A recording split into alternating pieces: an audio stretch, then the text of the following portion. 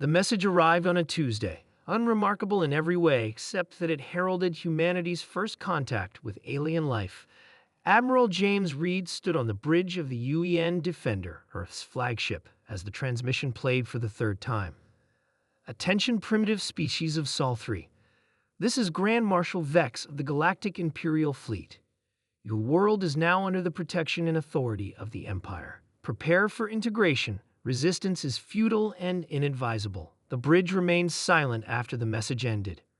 Reed's weathered face betrayed no emotion, though his knuckles whitened as he gripped the console. "Analysis?" he asked simply. Commander Anna Wilson stepped forward, tablet in hand.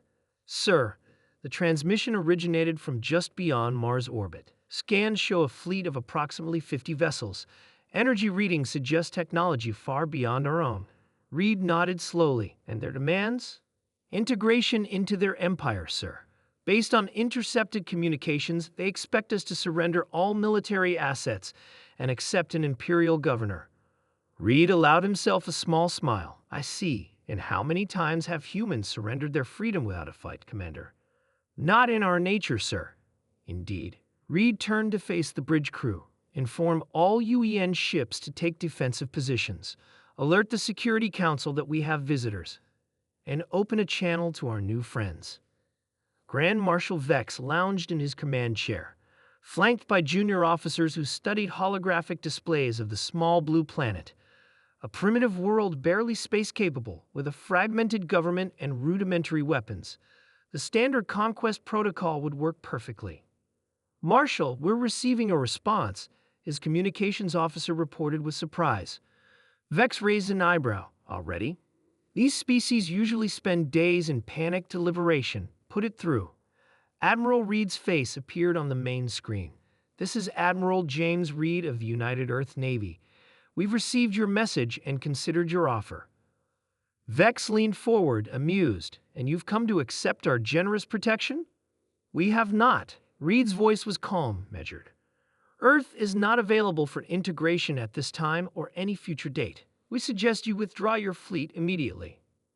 Laughter rippled through the Imperial bridge. Vex smiled indulgently. "Admiral, perhaps you misunderstand. We have conquered 17 star systems and over 40 planets. Your world has no chance against our technology." "Perhaps," Reed acknowledged, "but humans have a saying, 'The cornered rat will bite the cat.'" "Quaint," Vex replied. "You have 6 hours to reconsider before we begin orbital bombardment of your military installations." The transmission ended, and Vex turned to his tactical officer.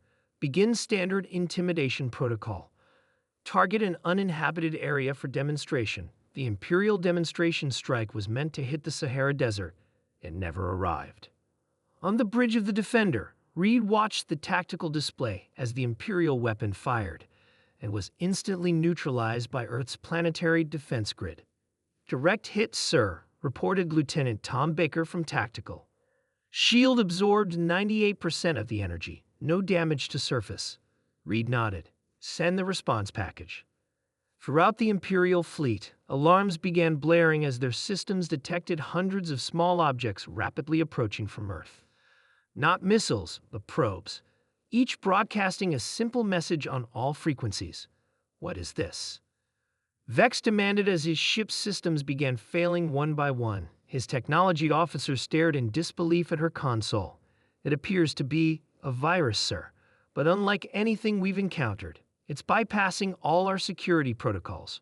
On every screen in the Imperial fleet, the same message appeared. Asterisk, "The virus you are experiencing is non-destructive, will render your weapons and propulsion systems temporarily inoperable. Consider this a demonstration of humanity's capabilities. We have studied your transmissions and technology since you entered our system weeks ago. Your tactics are predictable. Your technology is impressive but fundamentally flawed." Asterisk. Vex slammed his fist on his chair. "Impossible. This species is primitive." In the United Nations Security Council chamber, President Maria Thompson addressed the assembled representatives. "The Imperial fleet remains in Mars orbit, contained by our defensive systems. Their marshal has requested negotiations." General David Brown, head of Earth defense, stood beside holographic projections of the alien ships. While technologically advanced, the Empire relies on brute force rather than innovation. Their conquests have been of less developed worlds. They weren't prepared for a species that would fight back intelligently. Thompson nodded. And the virus. A temporary measure, Brown explained. We could have destroyed their fleet, but that's not who we are. We're offering them a choice. Grand Marshal Vex had never experienced defeat. As he sat across from Admiral Reed in the makeshift negotiation room on Phobos, Mars' moon, his pride stung more than he could admit. How?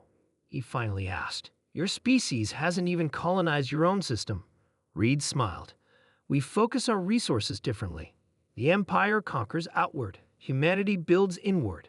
We've spent centuries fighting ourselves, developing countermeasures, preparing for threats. Paranoia has its advantages. Vex studied the human. The Empire will not forget this humiliation. This doesn't have to be humiliation, Reed countered. It could be the beginning of something better. We're offering knowledge exchange, trade relations, cultural understanding. Everything except submission. And if the Emperor demands your conquest. Reed's expression hardened. Then tell your Emperor that Earth stands firm.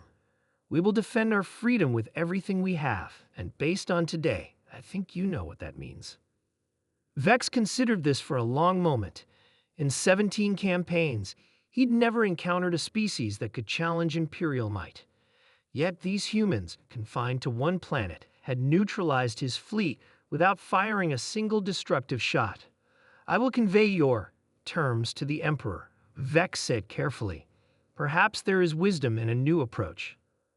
As Vex departed, Reed watched the Imperial ships retreat from Earth's orbit. Humanity's first contact hadn't resulted in friendship, but it had earned respect. The galaxy would know that Earth stood firm, not through conquest, but through ingenuity, determination, and the unbreakable human spirit that had carried them through centuries of their own conflicts. Earth would not submit. Earth would not fall. And the stars would have to make room for humanity on its own terms.